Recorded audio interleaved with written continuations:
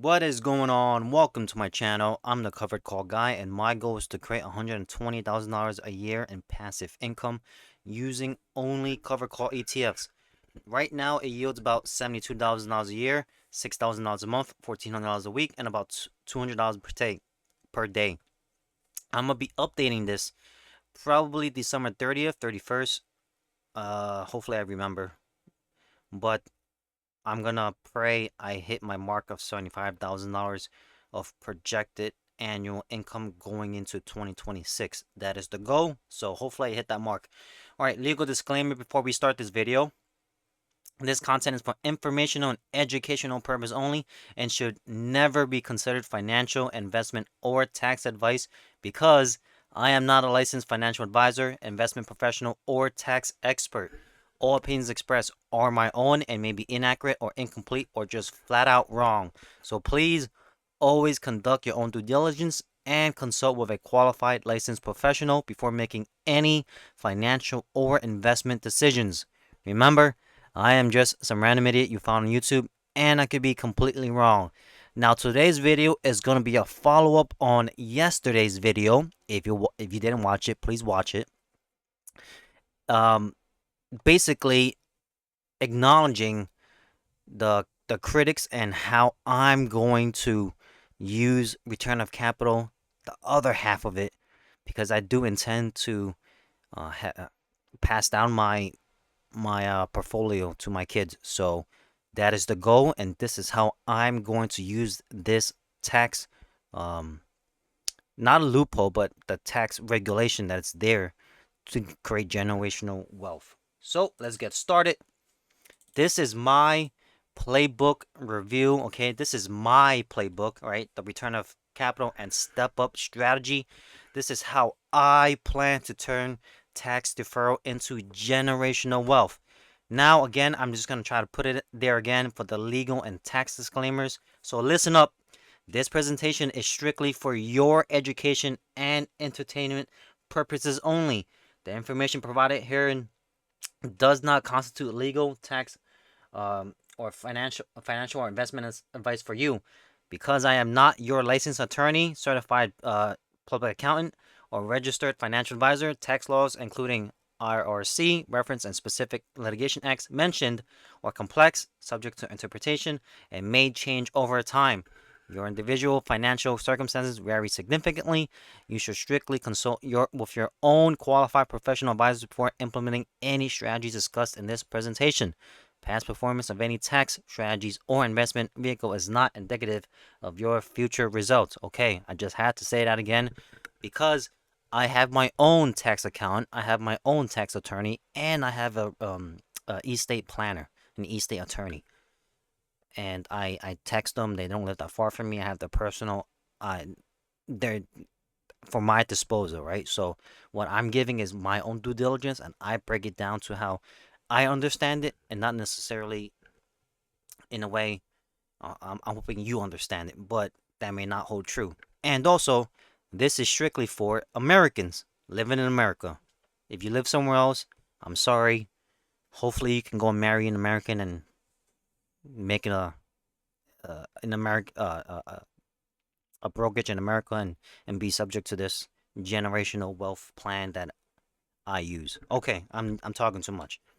All right, so this is my buy, borrow, die, refine. All right, so the IRS golden rule. All right, so here's the deal. The U.S. tax system is built on a simple idea. You only pay tax when you make new money. There is a rule called capital recovery. It means you have the right to get back your original investment back tax-free before the IRS takes a single dime. All right, so capital recovery, basically, I want my money back first. Simple as that. That's how you should understand it. All right, so your IRS scorecard, right? Tax basis. Think of tax basis as your scorecard with the IRS. It represents the cash you put in that you've already paid taxes on, right? Unadjusted basis is what you paid for. Adjusted cost basis, the dynamic number that changes, it goes up when you reinvest dividends. It goes down when you take return of capital. If you haven't seen the previous video, please watch that one first before you watch this one so it makes a little more sense. So the formula here is just, I'm trying to make it as simple as possible. cost minus ROC equal new basis. Every time you get tax-free cash, your scorecard score drops. Just think of it that way. All right, return of capital exposed, right? It is not income. ROC is distinct from yield or interest. It is a liquidation of your principal. You are basically getting your own money back handed to you. The catch to that is not tax-free forever. It's tax deferred. The IRS says, okay, don't pay me now, but lower your basis. You're building a tax bill for later. Okay, so just understand that so you guys don't get caught off guard. Now I'm trying to circumvent this, right? So, alright, zero basis alert. This is a mathematical floor. Zero. You can't have negative basis. When the free ride ends, if you hold the asset long enough that your basis hits zero, any check you get after that is immediately taxed as capital gains. This creates a super efficient income stream taxed at 20% capital gains instead of 37% of ordinary income. Again, this could change in the future. Hopefully, it changed for the better, right? The ultimate forgiveness is IRC Section 1014. While ROC deferred taxes, IRC Section 1014 wipes it out completely. This is known as a step up in basis. It is the primary vehicle to extinguish all of those deferred tax liabilities you accumulated over decades. Right? It gives you the fresh start. A fresh start. When you die, your heirs don't inherit your old low basis. Their basis is reset to the fair market value, FMV. On the day you die, the slate is wiped clean. You basically start over, right? So that is my goal. That is what I'm trying to do. This is what I'm trying to say. Yes, you can technically defer it forever. For those in the comments saying, oh, you have to pay taxes, blah, blah, blah. Yes, but if you can play the game right, you essentially don't have to pay anything. Of course, you do have to. It is a contingency plan that you have to lay out, which I myself am trying to refine so I can play this game for as long as possible. I don't want to pay my taxes, or as little as possible, right? All right, we're going to run the numbers here, right? Scenario, this is, again, a scenario. I'm not saying it holds the truth, the facts. This is a scenario, just giving myself and you an idea. Scenario A is you sell, which you should, in my opinion, I'm not about selling. I'm trying about holding. All right, but let's just say you do. You sell. You bought for 100,000. You took 90,000 in ROC. Your basis is 10,000. You sell for 150,000. Your gain, 140,000 taxable. Right, so that's you put yourself in that situation. Scenario B, here's sell, right? You die holding the asset, value is at 150. Here's basis steps up to 150. If they sell, gain is zero, tax free. Are you guys now seeing this?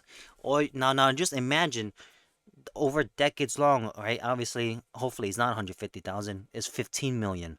Very possible, right?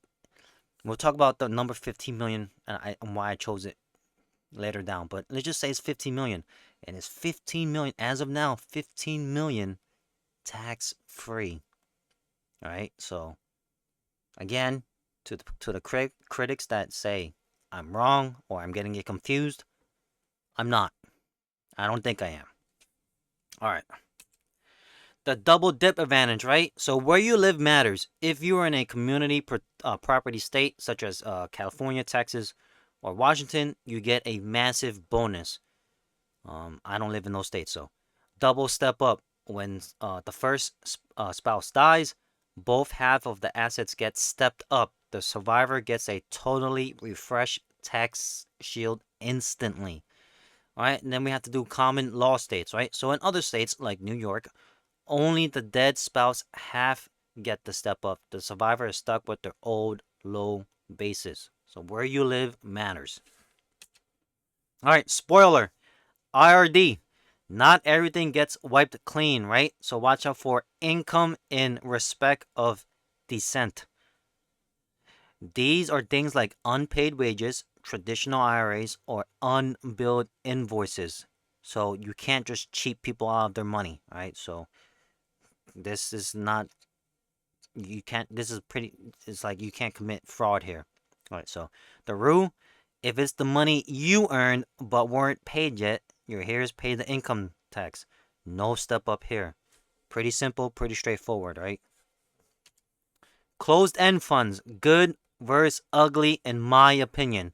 Because there's a lot of people that talk about closed-end funds, and I'm starting to do a little bit more research into it. I just want to put this in here. Right, so closed-end funds use ROC to pay steady cash, but you need to know the difference. Constructive ROC, the fund's assets are going up in value, but they pay you in cash instead of selling. This is good. You get the cash, basis drop, and here's wipe the tax later. Destructive ROC, the fund is just giving you back your money while charging a fee.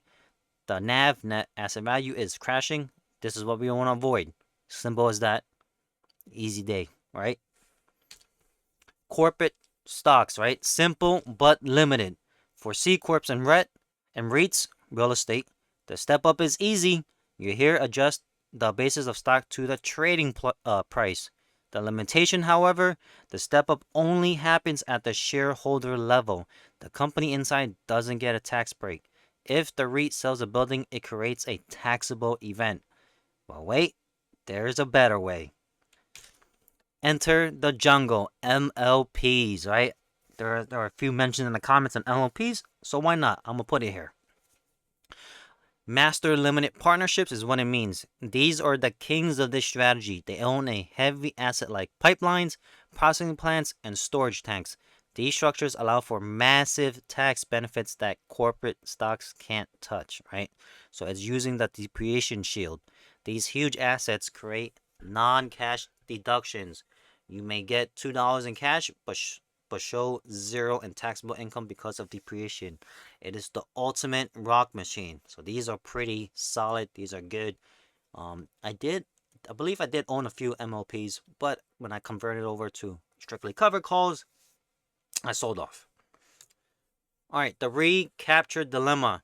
If you sell an MLP while you're alive, you get hit hard. Recapture tax. The IRS says, hey, remember all the depreciation you take? Pay us back. This is taxed as ordinary income, high rate, which I will find out in April. All right, so there's a reason why I'm slowing down some of my reinvestment just to see how big the bill is. I have a guesstimate, so we'll see. All right, the lesson: selling an MLP during your life is tax inefficient. This asset class is designed to be held until the very end. So because I wanted to do a strict cover call ETF cover call stock, I probably down the line shouldn't have sold, but at the time when I was thinking about this, my investment strategy, and it was just then, if you guys haven't seen the video, I was talking about how I almost went all in on BTCI. Then I thought about SPY, QQI, and BTCI. So that was the time that I was making these moves. Obviously, hindsight is, I should have just kept it. But you live, you learn, and obviously you can learn from my mistakes. And I got plenty of mistakes to make, right? So hopefully I'm right, and everybody that's following my journey and probably following what I'm doing, hopefully we're right, and we'll be chilling on a yacht in a few years. So, all right, death is not a sale. All right, so there's a scary legal theory called Tufts. If it says if you have a negative equity, you owe tax. The good news: the IRS agrees that death is not a taxable event, and Section 1014 overrides this. Your negative capital account is forgiven. Your heirs get a fresh start with positive equity. I asked this question, and it seems like my accountant also says this. So hopefully they're right, right? So we're gonna have to see. Hopefully I have this law stays here, and decades down the line when I have to pass down my assets, hopefully my kids don't get hit with this crazy tax bill. All right, the Phantom Menace. All right, this is where it gets technical. MLPs have two layers of bases. Outside bases, what your heirs own is a step up. Inside bases, what the partnership owns does not step up automatically.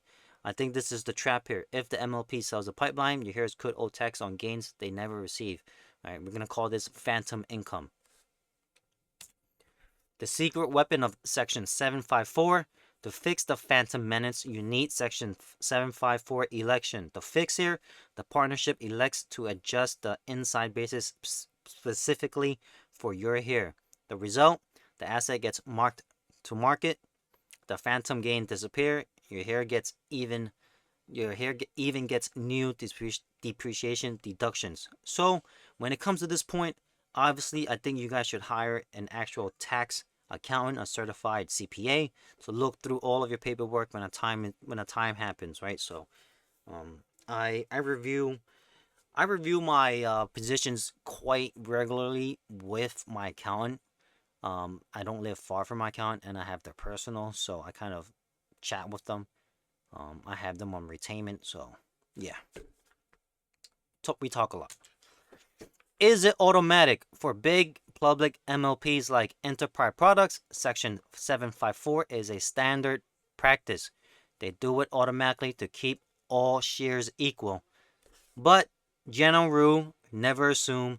If you own a private partnership, your executors must ask for this election. If they miss the deadline, you're in trouble. So for people who own, I guess you can,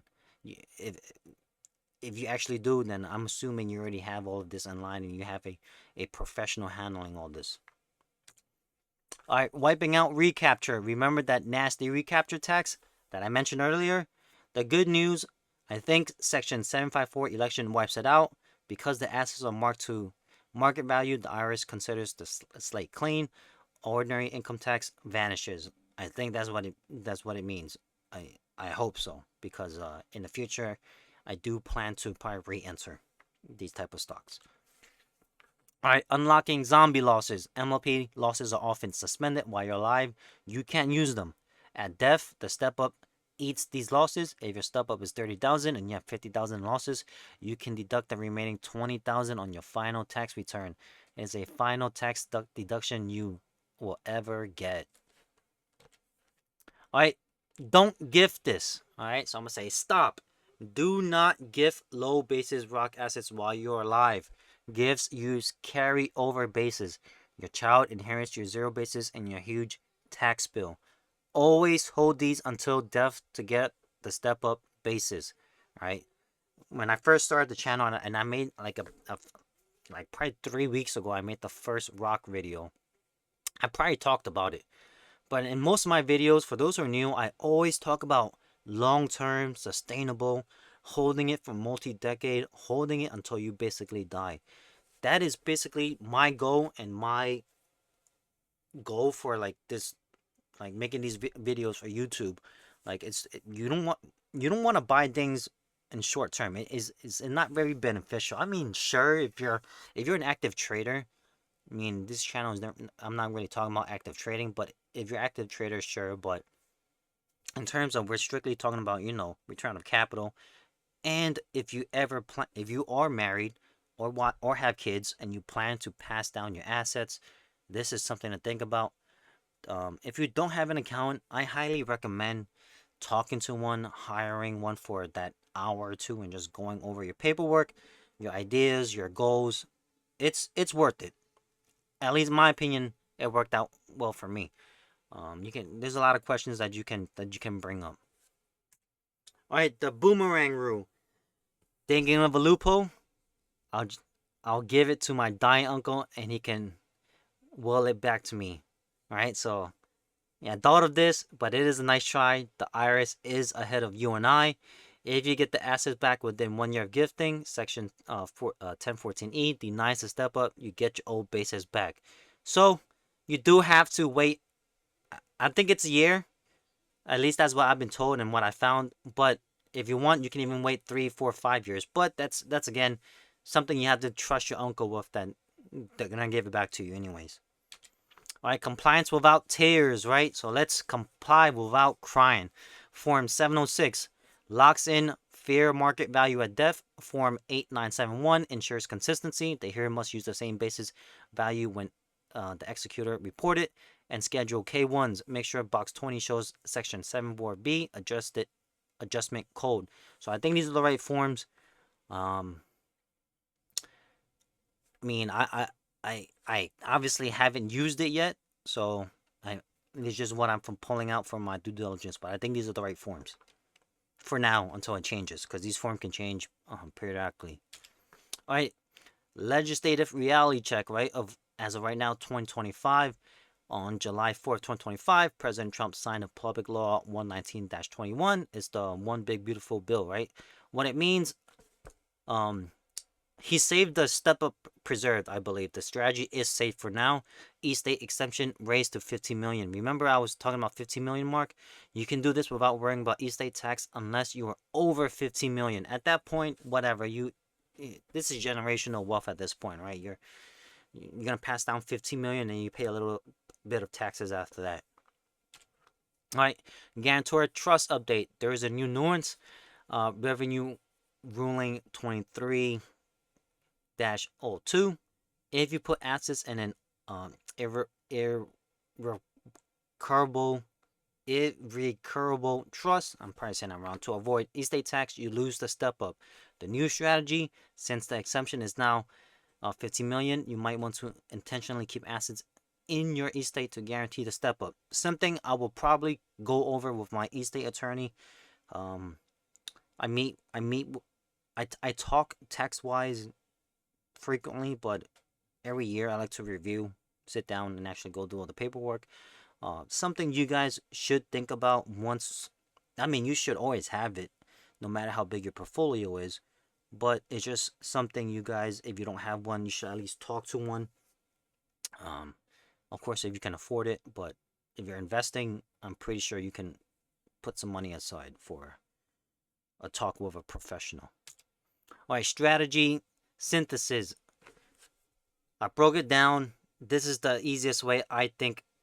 If you want to select the MLP wise. 1. Select MLP. Use partnerships for the best depreciation shield. 2. Hold forever. Collect tax deferred cash for decades. 3. Die with debt. Let the step up wipe out the negative capital. 4. Compliance. Ensure your executor files the right elections.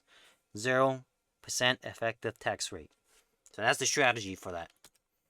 The numbers don't lie. Again, this is just an example here, right? So the action, sell while you're alive, gain 1,400, tax rate 28.8%, net cash, you left with 106K. Transfer at death, the gain is 0, tax rate is 0, you gain 150,000, right? And of course, this is assuming full Section 74 election effectiveness and estate is under $15 million exemption. I just use 150K as a nice round number. I like it.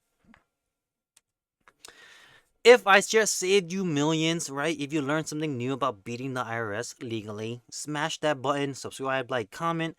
I just want to talk about Step Up in a separate video and only talk about Step Up because this is what I'm going to use. This is my game plan. Obviously, it's decades ahead and away from me, but this is really just like my speaking out loud for my thoughts, really. But yeah, this is what I plan to do. This is the reason why I'm sticking with specifically cover call ETFs, just because they are quite popular with return of capital, especially with the NEOS funds. So yeah, I mean, hopefully these laws are still around, and it sucks that if you're not an American, like I really don't know what your tax game plan is.